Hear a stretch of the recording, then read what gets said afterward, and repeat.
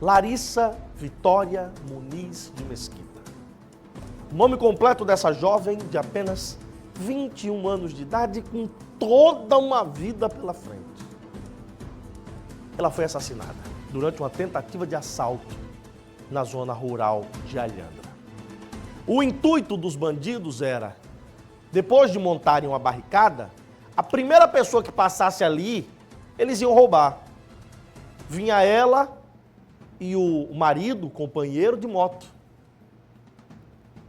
Eles não levaram a motocicleta e tiraram a vida da jovem.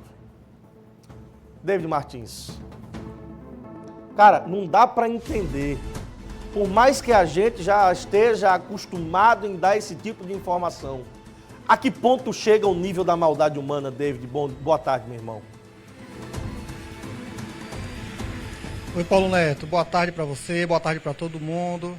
A gente se acostuma, mas não consegue dar esse tipo de notícia de forma natural, sem um aperto no coração, porque são famílias, são pessoas que estão sofrendo nesse momento. E uma cidadã de bem, que acabou morrendo quando estava voltando para casa após um evento. Hoje é aniversário lá da cidade de Alhandra, hoje é aniversário de emancipação política, 66 anos. E ontem à noite ela foi participar de um evento em alusão a essa comemoração. Sem bebida alcoólica, sem nada ilícito, só festividades, pessoas da Secretaria de Educação, a qual ela fazia parte, que estavam confraternizando em um momento de comemoração. Terminou o evento, ela estava voltando para casa, acompanhada do marido, acompanhada do esposo, na moto que eles trabalharam bastante para comprar, e estavam voltando para a casinha que foi adquirida há poucos dias e que eles mudaram para lá no fim de semana passado. A mudança ainda estava toda bagunçada lá, sabe como é mudança, né? A gente chega, vai botando as caixas e aos pouquinhos vai organizando a casa. Era o sonho desse casal que há 2 anos vivia junto. Tem uma obra acontecendo lá, no caminho da volta para casa, que faz com que as pessoas acabem desviando por um caminho que tem menos buraco. E foi exatamente nesse caminho que aconteceu a emboscada ou a barricada, quando eles passavam pelo local, muito escuro, sem iluminação pública. Os bandidos colocaram um pedaço de madeira, evitando a passagem do condutor da moto, que no caso era o esposo da Larissa. De alguma forma ele conseguiu desviar, percebeu que ali iria acontecer um assalto, acelerou a moto e ele só ouviu os tiros. 4 ou 5, ele não tem certeza, é muito nervoso, é natural que esse detalhe fuja da memória. Foi quando ela disse, eu fui atingida. E ele continuou pilotando a moto porque ele sabia que os bandidos estavam logo ali atrás. E com uma das mãos ele ficou segurando a Larissa para que ela não caísse. Acelerava com a mão direita e com a mão esquerda ele apoiou aqui por trás das costas da Larissa. Mas teve um momento que ela acabou perdendo os sentidos, ele não conseguia mais segurar com uma das mãos, parou no meio da estrada, ela caiu e ali mesmo ela morreu, a poucos metros de casa. Uma jovem querida, uma servidora pública, era monitora de uma escola, só fazia o bem e estava num momento de perspectiva de mais felicidade na vida. Quem está muito abalado com tudo isso, quem estão, na verdade, são o sogro e a sogra. Sabe por quê? Durante muito tempo desse período de 2 anos de casamento, ela e o esposo moraram na casa dos sogros. Vamos ouvir o que eles falam. Passou a noite toda quase sem dormir. Não conseguiu dormir. Tá sem condição até de falar, de qualquer coisa. E falar da relação entre eles. Era uma relação boa, eles estavam num momento muito bacana agora, né? Tava tudo tranquilo. Eles tinham acabado de ganhar a casa que eu comprei pra eles. Mudou sábado. E tava tudo só felicidade. Ele tá muito abalado, não consegue nem falar. Não consegue nem falar. Quanto tempo de casamento? 2 anos vai fazer.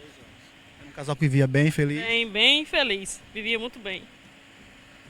Só que eu tenho a dizer que Deus, nesse momento, dê força à família dela e do lado do meu filho, nos dê força também, porque nesse momento a gente não tem palavra, né? Só Deus que vai nos confortar neste momento. O que eu quero dizer para as pessoas que fizeram isso, né? Que eles abram sua mente para Deus, né? Que só Deus que pode tirar a vida de outra pessoa. Ninguém nessa terra não pode tirar. Mas infelizmente o ser humano não está com o coração bom. Esse é o relato da sogra e do sogro que falam um pouco de como está o filho deles que era casado com a Larissa. Essa mulher, ela me contou o seguinte: David, meu filho, ele olha para mim, é como se não estivesse me vendo, como se não estivesse vendo ninguém, como se estivesse em outra dimensão. Ele olha para mim assim com um olhar vazio, um olhar distante, tá em choque. A palavra é essa, porque a Larissa morreu nos braços dele. Quem também está muito comovida com a história, claro que é a família da Larissa. Eu estive com o pai dela, o Tom, um rapaz muito conhecido lá na cidade. Ele é inclusive assessor especial do prefeito lá de Alhandra. E ele está à base de medicamento. Durante o período que eu estive na casa dele, ele me recebeu, conversou comigo. Ele precisou de atendimento médico. A gente presenciou esse atendimento médico, então, óbvio que ele não teve condições de falar nada. Na mesma situação estava a mãe. Foi a irmã que teve a responsabilidade de falar conosco, de agradecer o carinho da população e de falar de como era o convívio com a irmã amiga. Põe no ar o que a irmã fala. Ela vai deixar muita falta, não só para mim, como para amigos, para quem conhecia e sabe que ela era uma ótima pessoa. Eu olho para o seu pai, para sua mãe, é como se a ficha não tivesse caído ainda, é como se eles não estivessem acreditando, né? De ninguém, a ficha não caiu ainda, de ninguém. Tá todo mundo muito calmo, assim. Depois, realmente, a ficha cai no dia a dia, que você fala assim, eita, vou ligar para fulano, e fulano não tá mais na linha, né? É isso, a ficha cai no dia a dia. Quando você lembra daquela pessoa, ou precisa, ou quer contar um segredo, ou quer contar o que aconteceu no seu dia. Então a ficha vai caindo de pouquinho em pouquinho. Fazer muita falta, não vai? Muita, demais, demais. É imensurável a dor. Os moradores lá da região, essa região é conhecida como Subaúma, me contaram que os relatos de tentativas de assalto lá, infelizmente, se tornaram comuns. Na última semana, esse foi o terceiro caso e todos eles com disparo de arma de fogo. Só que dessa vez acabou tendo uma vítima e a polícia está diligenciando lá na região exatamente para tentar localizar esses criminosos. Ontem quem esteve no local do crime foi o delegado Edernei Haas. Ele me contou um pouco da dinâmica. Ele disse que são dois pontos diferentes. O ponto onde aconteceu o tiro e ela foi baleada, onde houve a barricada com um pedaço de madeira. E o outro ponto é exatamente onde ela caiu e infelizmente a morte foi confirmada. E a polícia está trabalhando para tentar identificar esses criminosos, que estavam em número de 3, 4, talvez 5. Vamos ouvir o delegado que falou com a nossa equipe também hoje. Tem uma rodovia que ela está impedida devido a uma obra que estão fazendo. O trânsito, ele mudou o percurso por dentro da comunidade e é cheio de curvas e buracos. E ele, ao se aproximar de um determinado local, havia uma plantação de acerola e surgiram algumas pessoas, pelo menos uns 4 ou 5, dessa região da acerola, e um deles, com um pedaço de pau bastante comprido, aí, de uns 2,5 metros aproximadamente, esticou o pau do outro lado como se quisesse formar ali uma barreira para ele não passar. Ele reduziu a velocidade da motocicleta. Quando chegou perto, ele percebeu que podia correr. Ele tem uma moto forte, ele acelerou e correu. E aí os agressores efetuaram pelo menos 3 disparos que atingiram o objeto, né? Um, infelizmente, atingiu a vítima na região escapular, um único tiro. Daí um outro tiro pegou na carenagem da moto e um outro disparo pegou no pneu dianteiro da motocicleta. Mas ele falou que foram diversos disparos de arma de fogo. No local nós não encontramos estojos. Isso quer dizer que provavelmente eles utilizaram aí um revólver, provavelmente um calibre 38. Andaram da moto mais uns 500 metros aproximadamente e ela acabou caindo no chão. Bom, eu estou aqui na frente do IML em João Pessoa porque o crime aconteceu lá em Alhandra, né? Já está sendo tratado sem nenhuma dúvida como um latrocínio tentado e a vítima veio para cá, a Larissa chegou aqui, o corpo dela ontem, e hoje de manhã, por volta de 11 horas, o corpo foi liberado. Os parentes estiveram aqui e levaram o corpo lá para Alhandra.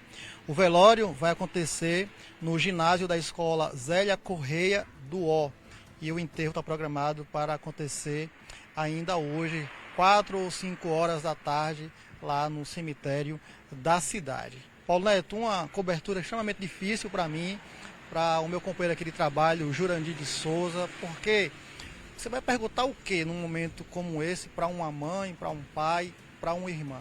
A gente vai falar o que para uma família como essa? Só tem uma palavra que a gente pode dizer para essas pessoas: lamento. Daqui a pouco eu volto com mais informações da repercussão na cidade, na escola sobre esse assunto. Paulo Neto.